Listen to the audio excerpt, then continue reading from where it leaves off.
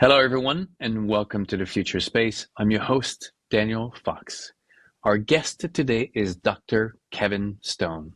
Kevin is an orthopedic surgeon at the Stone Clinic and chairman of the Stone Research Foundation. Trained at Harvard University and at Stanford University, he is a world-renowned expert in biologic and robotic joint replacement. He is the best-selling author of Play Forever, How to Recover from Injury and Thrive, and has served on the U.S. ski team and the U.S. Pro Ski Tour, the Marin Ballet, and the U.S. Olympic Training Center. His innovative work in the orthopedic arena has led to multiple awards, publications, and grants, and has resulted in approximately 50 issued U.S. patents. Kevin, welcome to the Future Space. Thank you. So are you going to be the surgeon who's going to make us half robot? Well, we're using lots of robots in surgery today. So a lot of our 3D modeling and our partial and total knee replacements today are done robotically with this, obviously human guidance to haptic robots. So the interface between surgery and robotic care is really getting better and better. I'm sure you know in general surgery and obstetric surgery, there's lots of robots. The Da Vinci robot's the most famous, but in orthopedic surgery, the Mako robot from Stryker is quite popular and has really made me a much more precise surgeon. So I think we're practicing for what we're going to need to do later. Can't wait to find out more about that. But before we get there, could you share with us 3 words that for you captures the essence of space? So infinity, gorgeous, toxic. Toxic. Well, you come from a place of biology or from a perspective of the human body. So toxic. Share more. Yeah, so we'll get there, I think, in length, in depth, to using our time together well. From my perspective, I'm looking at pushing forward the science of regeneration. So how do I help you take an injury and come back to it fitter, faster, and stronger than you've been in years? How do I mobilize your body's stem cells? How do I, reinvigorate systems within you to regenerate and repair your injured tissues better and faster, and all the things that our science and our research focuses on? So all of that will be absolutely necessary if we're going to help humans survive in what I call a toxic environment. And we can talk deeply about what we're going to need to do to make it at all possible for people to live in space for any length of time. So tell me, what do we need to do so that we can live in space? The first answer is that we don't know, because if we look at the numbers, what is it, about 700 people, humans, have gone into space? Only 8 have ever gone there for more than 300 days. And only 4 humans have ever gone to space for more than a year. So our database, our knowledge, is based on a tiny number of people. And unfortunately, the knowledge that we have about that is terribly depressing.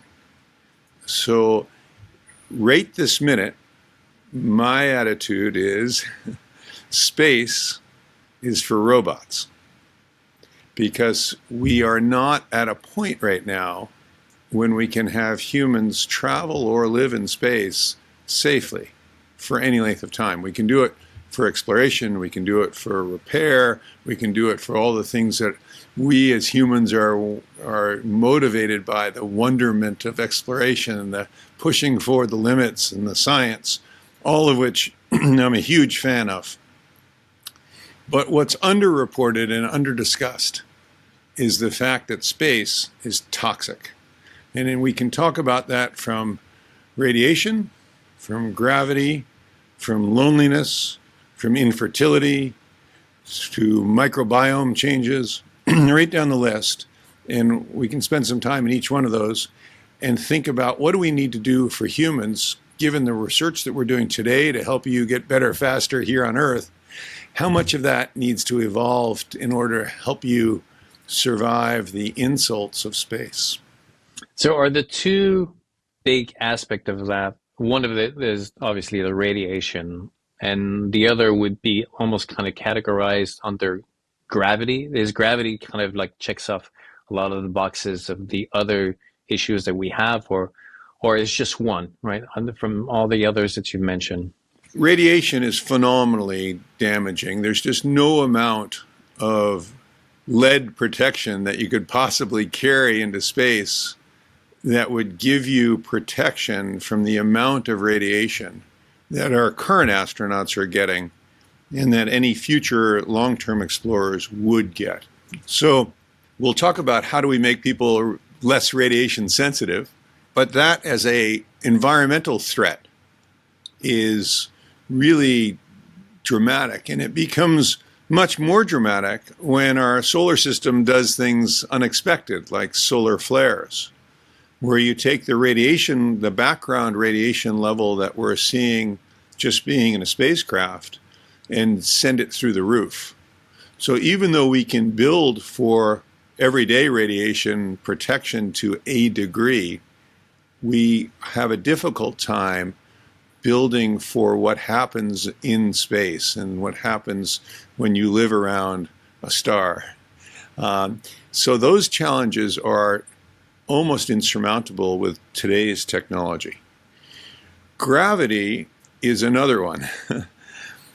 The effects of gravity from every system that you have, from your eyeballs to your heart to your lungs to your blood vessels to your bones, is stunningly destructive.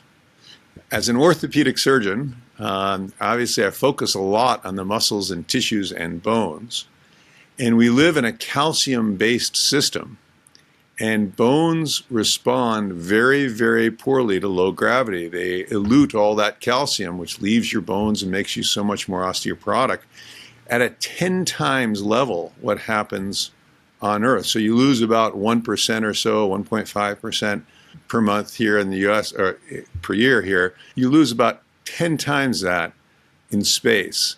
So the efforts to do exercise, to try to build back your muscle and your bone or prevent the loss of it, has been only marginally successful.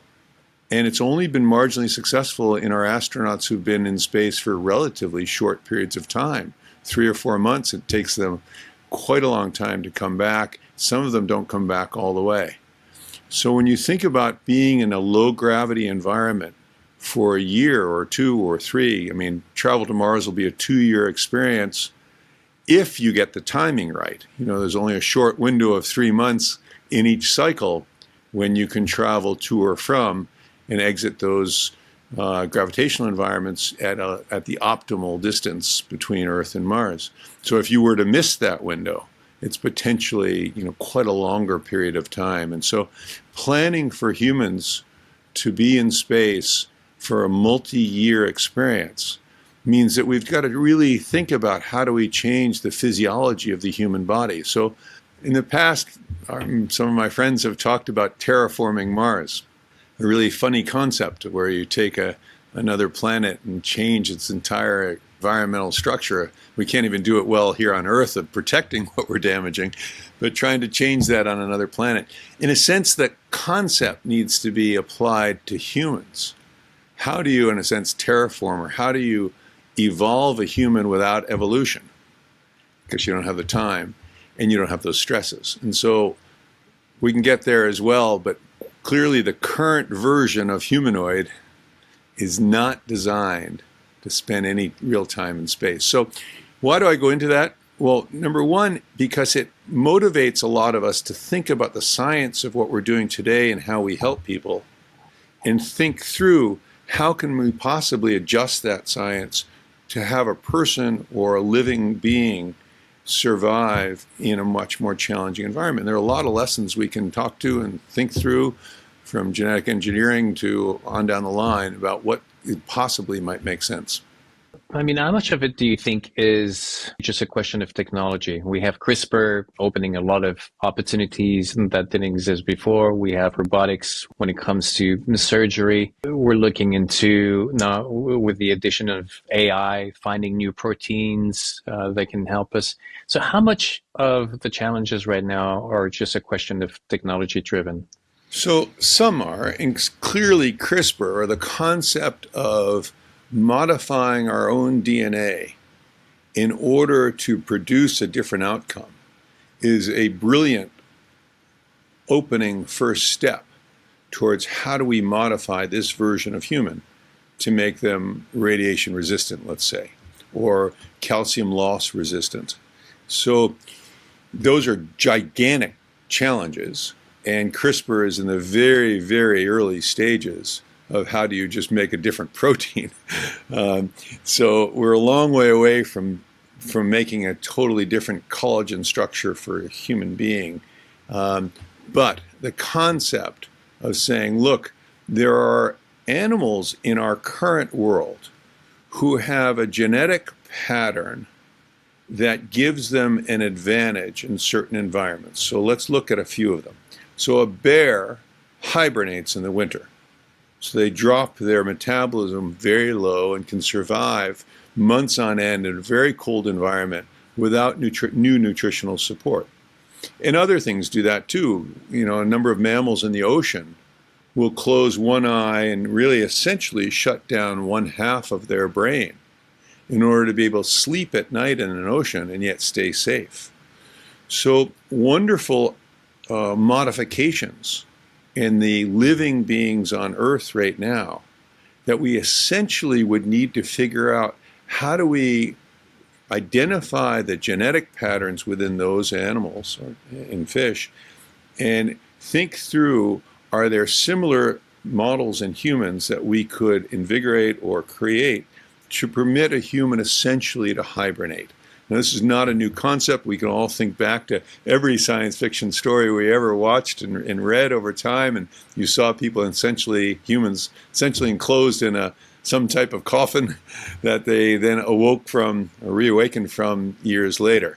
That is actually a brilliant concept because you really would need to essentially hibernate a human or the next version of a human in order to survive years of travel in very confined spaces. So that's one example. Other examples in the animal kingdom relative to CRISPR, salamanders can regenerate their tail, as we all know, and children can regenerate their fingertips. When they cut them off, they'll regrow back, and if you're a young child, which we've all witnessed. So we know we have the genetic ability to do tissue regeneration. We're using that in our research and in our care of people today. How we, again, harness that regenerative ability so that you don't, age too rapidly as you travel in space or have injuries that can't be repaired but possibly could be regenerated. So we'll learn from the lessons of the tools we're using today and adapt them to the new version of human. And maybe today on this call together, we can come up with a new name because clearly this version of human is not going to be the version that we're going to use in space. When you're talking about the bears hibernating, the reality is not to forget is the bears have to gorge up prior to hibernation. So if we were to hibernate the way that the bears do, we would be spending a lot of time at the restaurant just gorging before we go to bed. Some people would find that fun. Yes. There were two things, Kevin, that were in the back of my mind.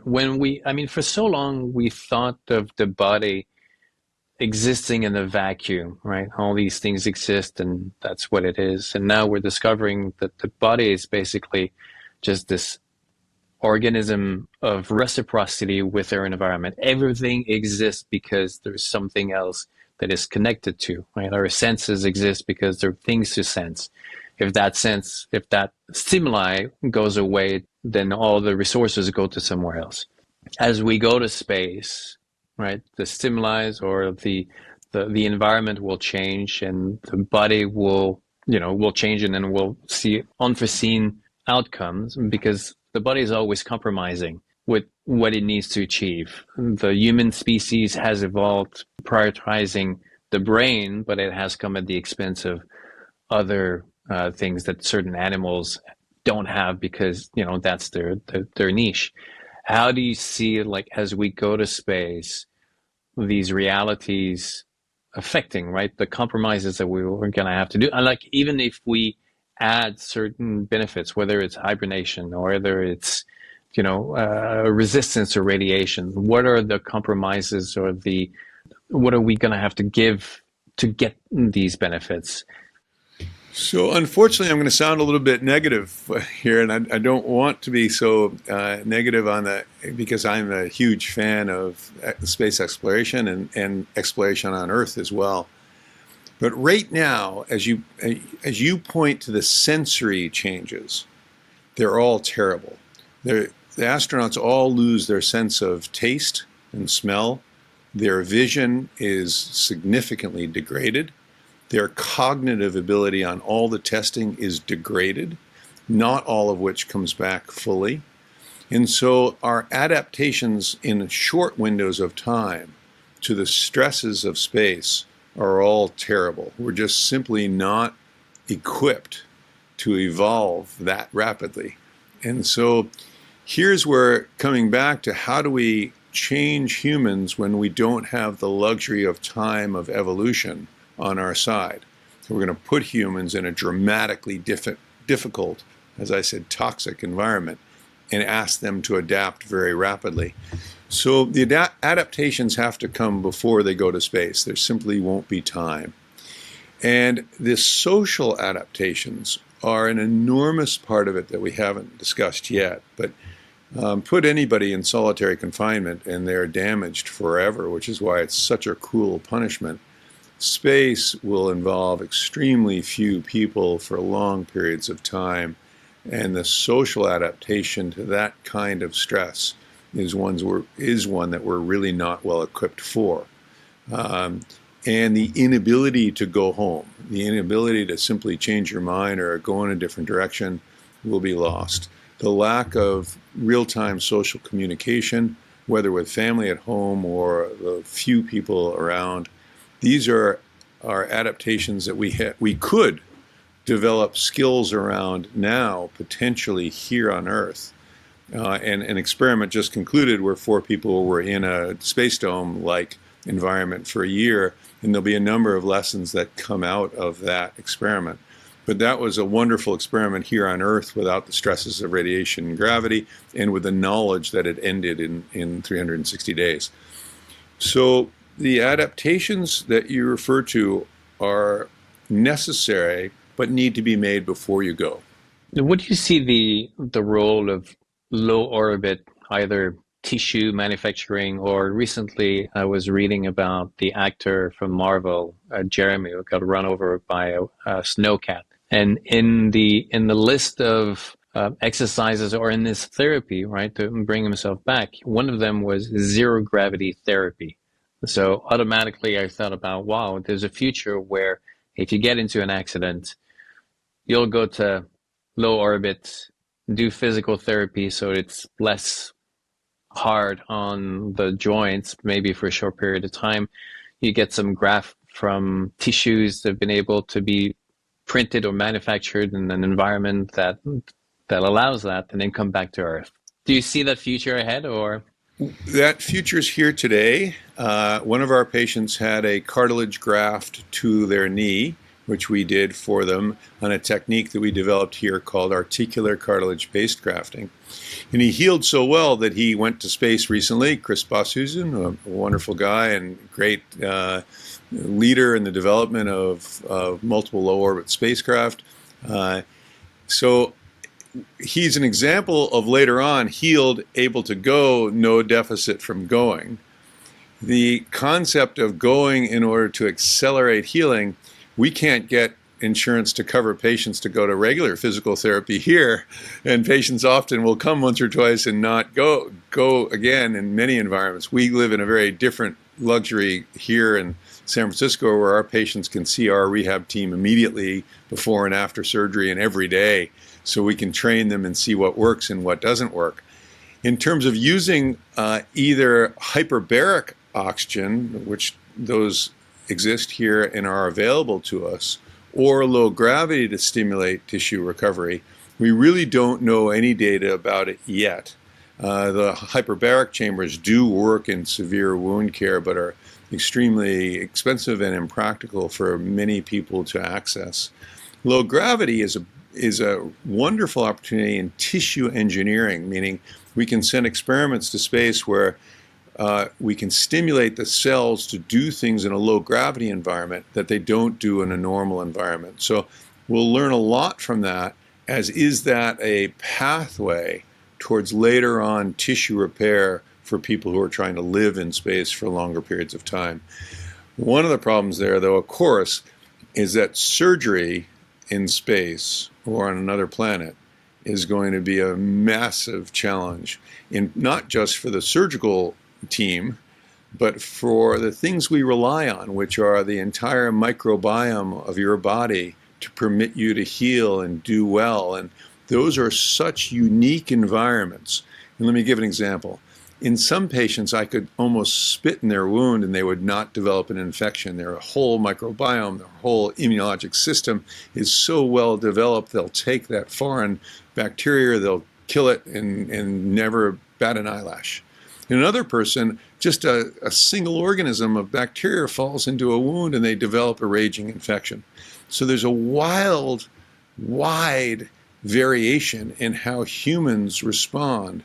And something about each of our own unique microbiomes in our gut and in our tissues, in our skin, protect us in unique ways from things that are challenging us every day.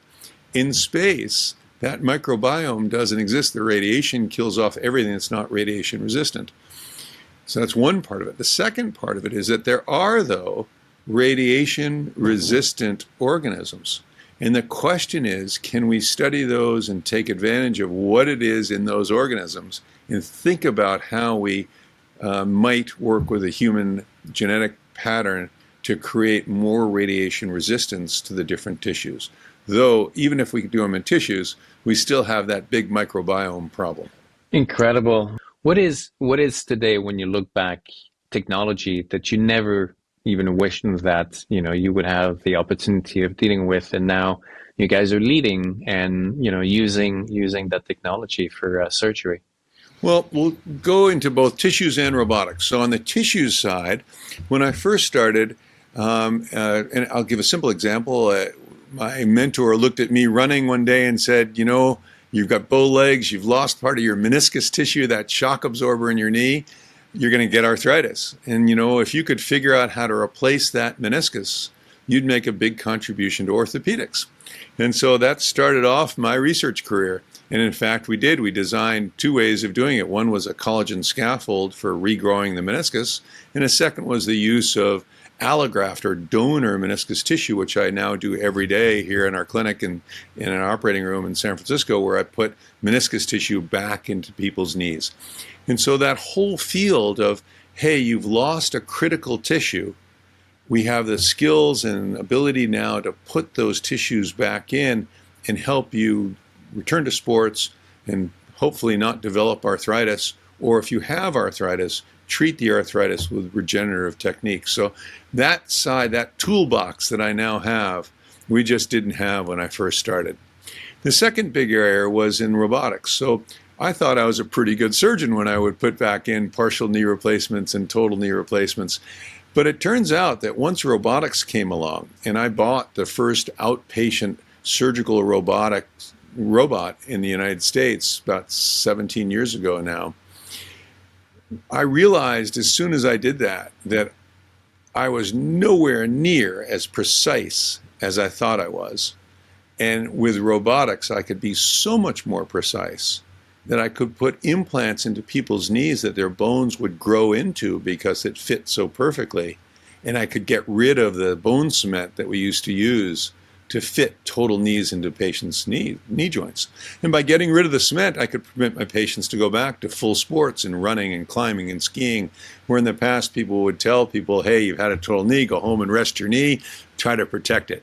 Well, that advice is out the door now with robotics and precise surgery and bony ingrowth things. And so the precision that has come along over the course of my career has made us so much better surgeons, but given us access to things that we just never had before. And so our ability to take both tissue engineering and robotics and carry that forward to our future care of humans in space is a big part of the pathway that I see. And the last part of it that we should mention is that the whole space, the whole field of stem cell research and treatment has opened the door to a tremendous number of opportunities. And let me explain a little bit about how that has evolved. So about 10 years ago, we used to think that you could take the patient's own stem cells out and put them back into their knee or their arthritic area or their torn tissue and stimulate regeneration of the tissue. And we learned over time that that really wasn't right. The cells tended to die. They would stimulate some healing response, but not really tissue regeneration. And what we've learned over the last few years is that every one of us walking around has billions of stem cells within their body, whether you're young or you're old. Yes, you have more when you're young, but even when you're old, the reason you're able to stay alive as a 90-year-old is because you have all of these multi-potential cells within your body. And so we've developed, and other people are working hard on and developing, the techniques for recruiting your own stem cells to the site of injury to augment the repair, or to the site of arthritis to help produce more lubrication in the joint. And so the reason I bring that up is that going forward, when you are in space sometime for some length of time, I'm not going to be able to inject your cells, and I shouldn't anyhow. What I will be able to do is stimulate the cells that are already within your body to mobilize to your site of injury. And that's the way that we'll get to repair and regeneration of injured people in space. It's always easy to look back and say, oh, things were simple back then. Today, we're in the place that 50 years from now, we'll look back and we'll go, oh, things were simple. Within 50 years, what are the technology that you think will be common to use? So I think in each of these areas that we're talking about, regenerating tissues will be much better at it. We can do a pretty good job at some tissues today, articular cartilage in people's joints that we didn't think we could do before, in other tissues around the body and hearts and livers that other surgeons and researchers work on. We'll be much better at doing that and much better at stimulating natural tissue regeneration, and that will be applicable for people in space. Our robotics and technology, our implant world, will be much better than it is today. Quite frankly, many of the implants that we use today are relatively primitive. They don't truly match the mechanics of the human body, and people make compromises in order to have them. I think we'll be much better at implants that, number one, go away, meaning the body resorbs them and replaces them with their own natural tissues, or ones that actually augment people's performance. And so a knee replacement should make a person a better jumper or a better walker or better gait. And today we're just happy to get rid of pain and hopefully return the person to full sports by their exercise and rehab program, but they don't get a huge lift from their implant. And so implants will be much better. Our information transfer will be better. So even by next year, you won't go see a doctor who is not AI augmented and you are not AI augmented. And what that means is that why, when you sit down in front of a new doctor, should you have to remember which medications you were on or which tissue, which surgery you had here, there, and everywhere? Your AI agent, voice agent, like Siri, will be listening to what you're saying and remind you about this, that, and the other thing that you forgot to tell the doctor. That's number one. Number two, your doctor will be listening with an AI-enabled voice agent as well, so that your doctor will always have the world's knowledge about which drugs you're taking, which interactions, which symptoms you're mentioning might be related to a disease the doctor might not have thought about. So even within next year, both sides of the equation will be dramatically augmented with the knowledge base. And so as you look out 50 years from now, as that improves, the information transfer about you to your physician, to the people you love, to people who can help you in life will be pretty seamless and much, much better informed than we are today. Kevin, for the record, when you say the robots are now helping with the surgery, we're not talking a robot separated from you that has arms, or it's you assisted mechanically with a robot. So just paint us the picture of what are we envisioning, or what are we talking about when we say the robots now are involved in surgery? So on one hand, in general surgery and obstetric surgery, yes, the surgeon sits at a console and there are robotic arms that can tie knots and excise tissue. In orthopedics, in my part of the world, the robots are haptic robots. And what that means is that when you come in to see me with an arthritic deformed knee, I can do a CT scan and build a 3D model of your knee. And then on that knee, I can place all of the implants optimally without ever touching your knee. So before I go into surgery, I've already planned out the implant and the knee joint and the spacing. And then at surgery, I can adjust all of that information, and that both in real time and also with my own surgical experience and knowledge. And then I can take a robotic arm, so a haptic robot. Haptic robot means I'm holding a burr or a saw in my hand. And on the screen, we've already laid out exactly where the cuts or bone should be removed from. And so it's painting by color in a sense, where I can take the haptic arm, paint away that part that I need to remove. And if I were to go outside that boundary, the burr or saw stops. And so I'm holding the arm of the robot in order to do the surgery that I want, the bone removal part of the surgery that I want to do. And it won't permit me to make too much of an error within that space. And that's pretty damn good today. It's going to get even better later. It still takes a ton of surgeon judgment to get that to work correctly, because everybody's knee is a little bit different. Their ligaments are different. Their patterns are different. The way they use their knee is different. And so I still have to put a lot of doctoring into understanding my patient, understanding their mechanics, understanding at surgery what changes when I do remove some bone and how their knee actually changes. So I'm getting a lot of benefit out of the precision of the robot and the planning of the robot. I'm not getting any benefit out of there's no intellectual thought or experience that the robot can help me with yet.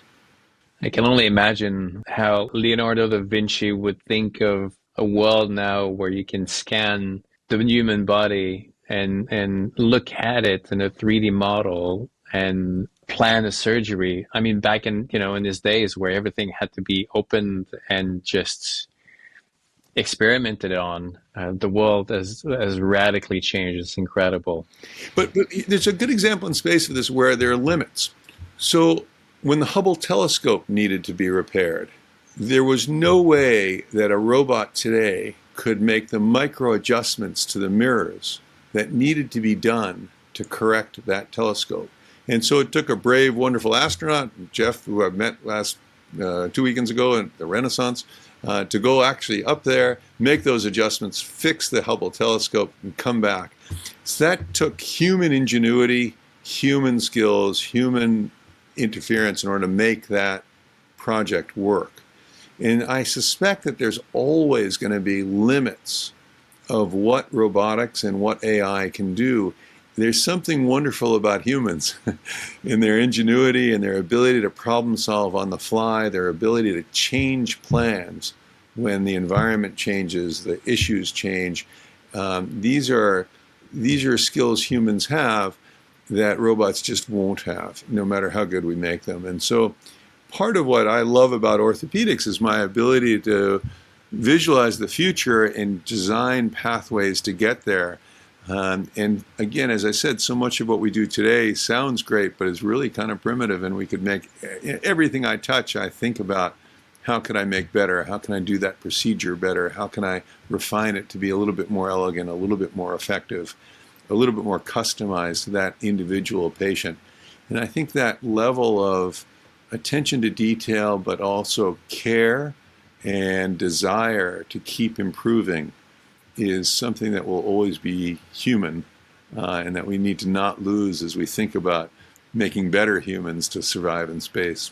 So I guess that you're not in the camp of the believers who think that the robots will take over and the humans will be left with nothing to do. You really see robots more as a partner, something that will allow us to take over some of the places where, we're not necessarily the best at. But the human species is really dynamic, right?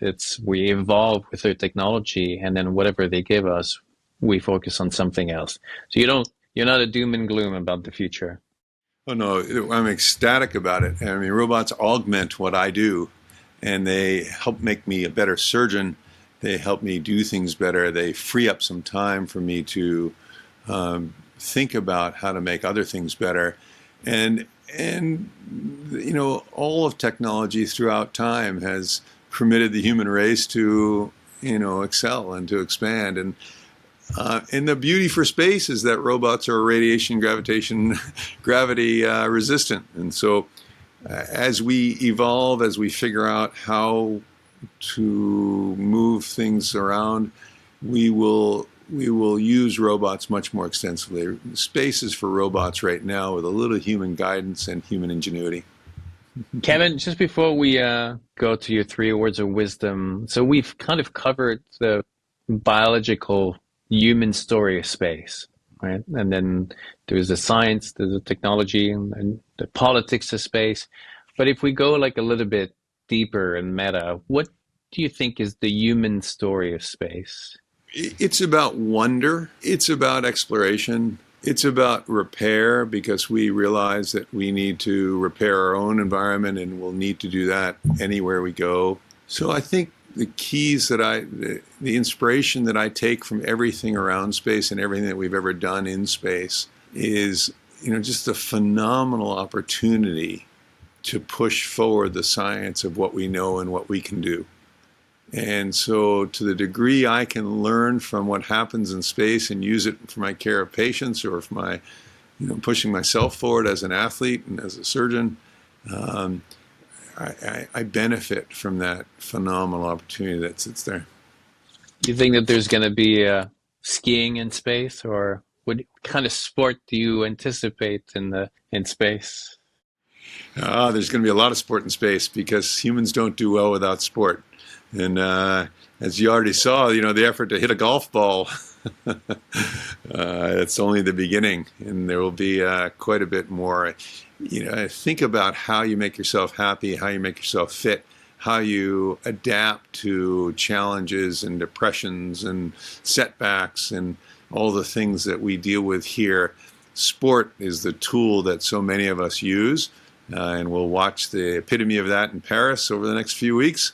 But there'll be Space Olympics as well. There are 2 things we always bring with us through the ages: sports and alcohol. We'll figure out a way to make alcohol in one way or the other, and then we'll turn whatever there is of there into a sport. We say it's 3 things: it's sport and alcohol and sex too. So I think we're all driven that way as well, and there'll be lots of it in space in order to make it tolerable. Absolutely. I wonder if we're going to be living to that first kind of reproduction in space, or that's going to be interesting when it shows up. Kevin, from the sport, from your career and all the patents that you have and the developments that you've worked on, what would be Kevin's 3 words of wisdom? It's really curiosity, drive, and fun. And all of those space offers in multitudes. Do you think that that's what these new frontiers always offer? I mean, now we're talking about space because we're at the stage where we can look to space, but these new horizons, whether it's the mountain, whether it's the ocean, whether it's the crossing the river, these new horizons always offer an opportunity to go beyond what we think is possible. And the effort, the perspective, the hindsight, the technology needed to get there always becomes part of the solution to mitigating whatever it needs to be taken care of in these places where we are. Indeed. It's the fun of it. Indeed, indeed. So if you have the capacity to go to space, the opportunity to go to space one day, would you take it? I'd take it in short runs. I don't think we're adapted for longer runs yet. But my grandchildren or my great-grandchildren might be. Maybe. We'll see. Kevin, it's been an amazing pleasure to learn about all the work and the technology that's available and what's ahead of us. So thank you so very much for sharing your wisdom. It's my pleasure, and I hope that listeners to this and others will use the opportunities of space to help them think about how we do things better here. Because by doing things better here in preparation for what we don't know and the challenges ahead there will put us in a position to be able to benefit.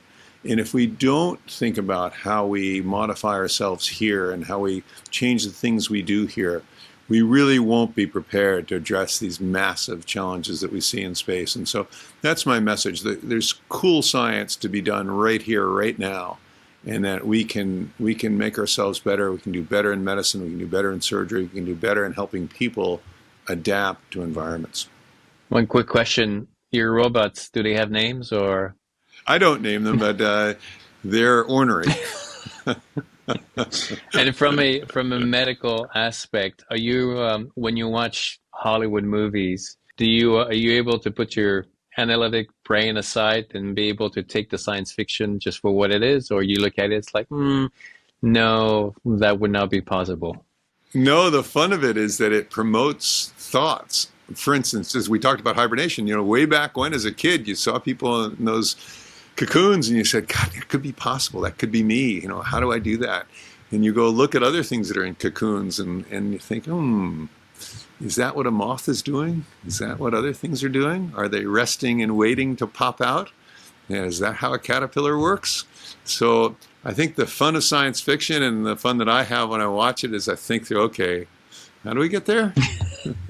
Always when I see like a small ship, like on Star Wars, going in hyperdrive and going in distances, and they're just like, they're stuck in their little cockpit.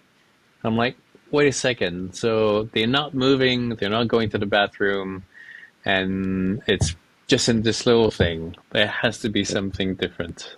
Right, and that's why we all learn the expression, beam me up, Scotty. Exactly. Kevin, pleasure. Looking forward for our next time together. Take care, my friend. Thank you.